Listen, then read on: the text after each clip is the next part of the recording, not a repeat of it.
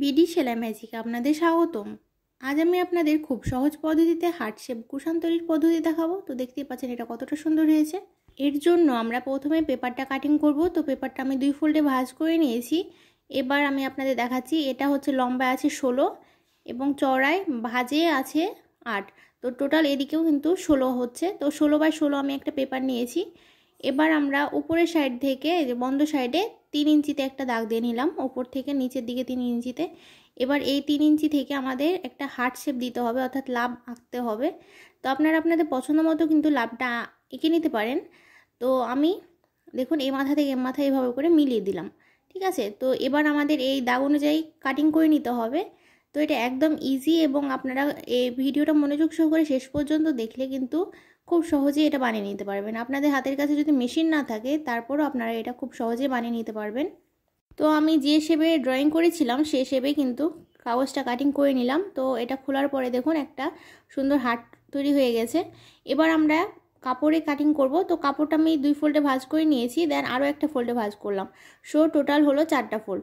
এবার বন্ধ সাইডের সাথে বন্ধ সাইডটা আমরা খুব ভালো মতো করে মিলিয়ে নিব এবং পিন দিয়ে আটকে দিব যাতে এটা আমাদের সরে না যায়। তো আপনারা এইভাবে পিন দিয়ে সিকিউর করে নেবেন। এবার চকের সাহায্যে আমাদের যে লাভ শেপটা আছে সেটা দিয়ে নিব। তো এটা প্রথমে আপনারা কাগজে কেটে নিলে আপনাদের অনেক বেশি সুবিধা হবে, যেমন কাপড় নষ্ট কম হবে এবং সুন্দর মতো আপনাদের এই শেপটাও চলে আসবে। তো খুব ভালো মতো ড্রয়িং করার পর আমরা এই যে পিনটা খুলে পেপারটা সরিয়ে নিব এবং যে শেপে আমরা ড্রয়িং করেছি সেই শেপ অনুযায়ী কাপড়টা কাটিং করে নেব। আমার চ্যানেলে বেশ কিছু ইউনিক ডিজাইনের কুশন কাভার তৈরির পদ্ধতি দেওয়া আছে, আপনারা যদি সেটা না দেখে থাকেন অবশ্যই দেখে নেবেন। আমি অনেক সুন্দর সুন্দর কিছু কুশন কাভার তৈরি করেছি। তো আমি ডিসক্রিপশন বক্সে লিঙ্ক দিয়ে দিব, আপনারা সেখান থেকেও দেখে নিতে পারবেন। তো দেখুন আমার কাপড়টা কাটিং করা হয়ে গেছে। আমি একসাথে এটা 2 পিস রেডি করেছি। তো একটা হবে ফ্রন্টের জন্য এবং একটা হচ্ছে ব্যাকের জন্য। তো এবার আমরা ফ্রন্টের কাপড় যেটা থাকবে সেটা সরিয়ে রাখবো এবং একটা পিস অর্থাৎ ব্যাকের যে পিসটা থাকবে সেটা কোণা থেকে উপরে আমরা এই কোণায় 4 ইঞ্চিতে এবং এই কোণায় 4 ইঞ্চিতে এভাবে দাগ দিয়ে নেব এবং স্কেলের সাহায্যে এভাবে দাগ দিয়ে নেব। আপনারা চাইলে কিছুটা উপর দিয়েও এটা করে নিতে পারেন এবং দাগটা অনুযায়ী আমরা কাটিং করে নেব।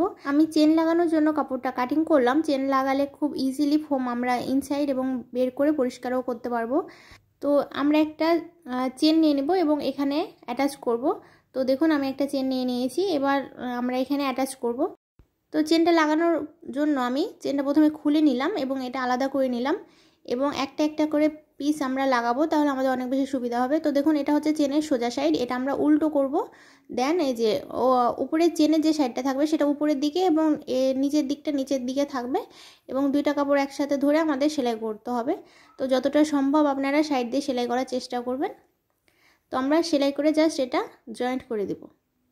তো সেলাই করা হয়ে গেলে এই চেনটা সহ কাপড়টা আমরা পিছনের সাইডে এভাবে ইনসার্ট করব এবং আপনারা কাপড়টা যতটুকু ইচ্ছা আপনারা উপরে চেনের উপরে রেখে দেন এটার উপরে একটা চাপ সেলাই দিয়ে নেবেন, ঠিক আছে। তাহলে কিন্তু আমাদের এটা অ্যাটাচ হয়ে যাবে। তো সেমভাবে আমাদের নিচের পিসটাতেও চেনটা অ্যাটাচ করতে হবে। তো দেখুন আমাদের এটা লাগানো হয়ে গেছে, দেখতে পাচ্ছেন এটা কতটা সুন্দর মতো ফিনিশিং এসেছে।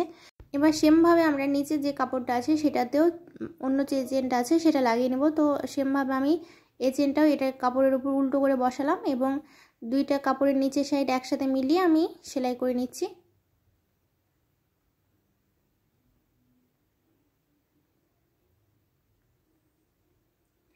তো সেলাই কমপ্লিট হয়ে গেলে আমরা চেনটা নিচের দিকে এভাবে করে ইনসার্ট করব।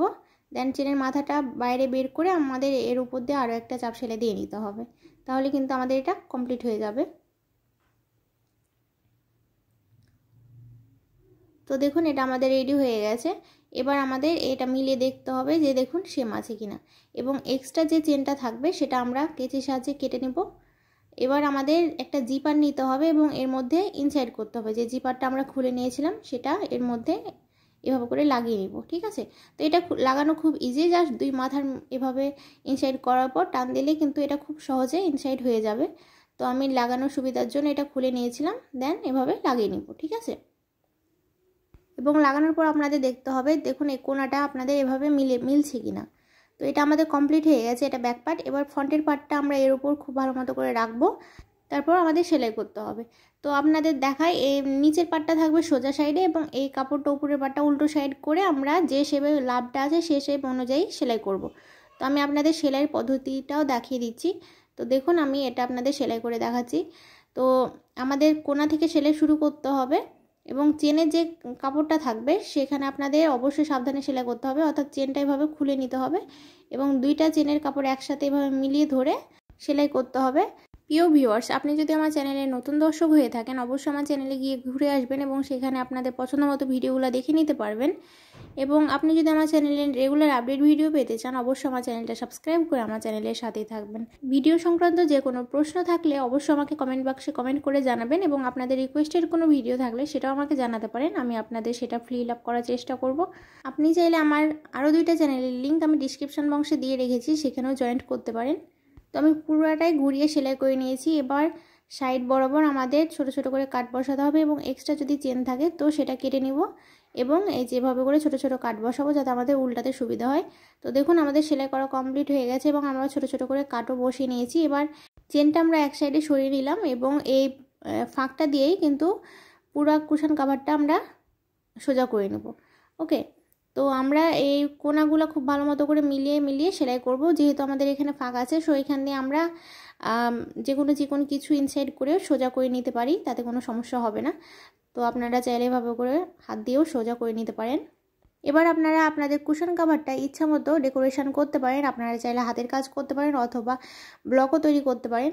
তো আমি এই যে যে পেপারটা দিয়ে কাটিং করেছিলাম সেই পেপারটা এই চেনের ভিতর দিয়ে ইনসাইড করব। পেপারটা যদি ইনসাইড করে তারপর এর উপর কাজ করেন তাহলে নিচের যে কাপড়টা আছে তাতে কোনো ছাপ বা কোনো দাগ পড়বে না। তো এটা মিলিয়ে নিলাম। এবার এই যে দেখতে পাচ্ছেন লতানো একটা আমি লেস নিয়ে নিয়েছি, এটা লাগাবো। তো আপনাদের অবশ্য গ্লু গান নিয়ে নিতে হবে।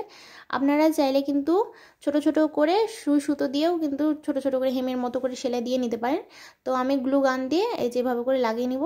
তো আমি প্রথমে ফুলে লাগালাম, দেন এভাবে লতায় একটু একটু করে লাগাবো, দেন এর ওপর বসিয়ে নিব। ঠিক আছে, তো এখন কিন্তু আপনারা যে কোনো সুতার দোকানে এই যে এরকম লেসগুলো পেয়ে যাবেন। আপনারা যদি এরকম লেস দিয়ে ডেকোরেশন করতে চান খুব ইজিলি কিন্তু এটা করে নিতে পারবেন।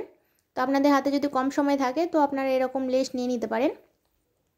তো দেখুন আমি আস্তে আস্তে করে প্রত্যেক লতা এবং ফুলে এভাবে করে গ্লু গান দিয়ে লাগিয়ে নিচ্ছি।